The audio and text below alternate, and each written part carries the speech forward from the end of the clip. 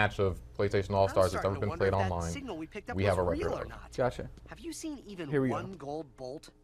No, but we have found that. Yeah, I'd rather have the bolts. What was that? My friend was merely commenting on the small likelihood of your leading us to... Did that tin pot just call us worthless?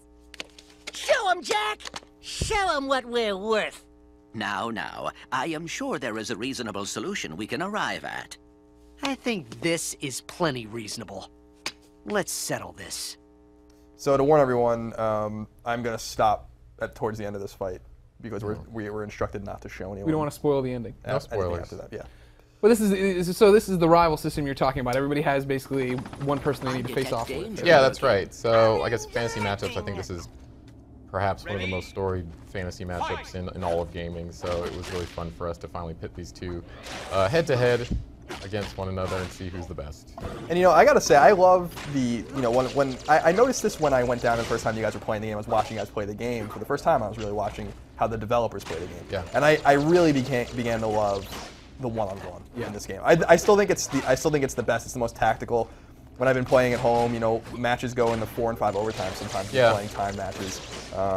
It's fun. It can take 20, 25 minutes to resolve something in this game. Yeah, it can. There's which I think is awesome. If you're playing time matches, of course, you really should be playing kill limit when you're playing one-on-one. Yeah, we like kill limit for our competitive moments when we're playing the game.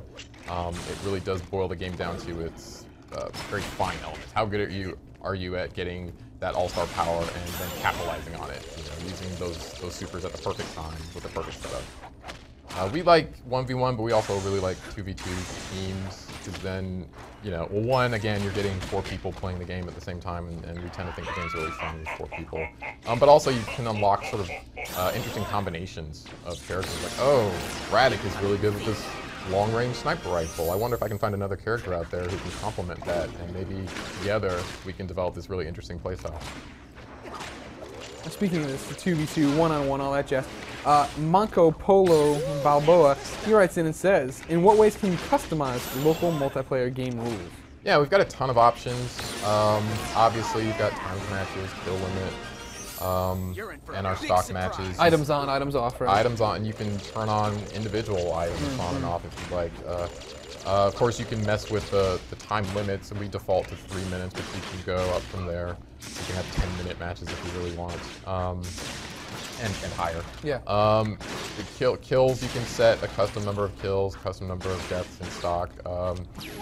You can turn level items on and off, I mentioned, but you can also turn off the level hazards and mashups. Hades will smash down on the level, or the Patapon will shoot arrows. You can deactivate those if you'd like. We, again, suggest that you at least give it a shot and play with them on. This goes for items as well, because we didn't design level hazards to feel random. We didn't design items to be like trump cards. Where you're like, oh, I really suck at this game, but if I pick up this item, I kill everyone. We really tried to integrate level hazards and items in such a way that they complement the core of the game, and that good players using items well, good players using level hazards well, will have better success than others. So the way I always see it, it seems like to me the items, especially like the the giant staff with the sharp things on each side. The Spear of Destiny, yeah. Yeah, exactly. When you're using those, it seems like that's the leg up for somebody who's just getting going, because when you connect with that, you get so much AP. The other person hemorrhages the AP. That if you're a good enough player on your own without a weapon, you're going to be building your AP, at a normal pace. Sure, there's different items that serve a purpose at different times. The Spear of Destiny is really good at knocking AP out of opponents, and the more AP that they have, the more it falls out. So if the match just starts and the Spear of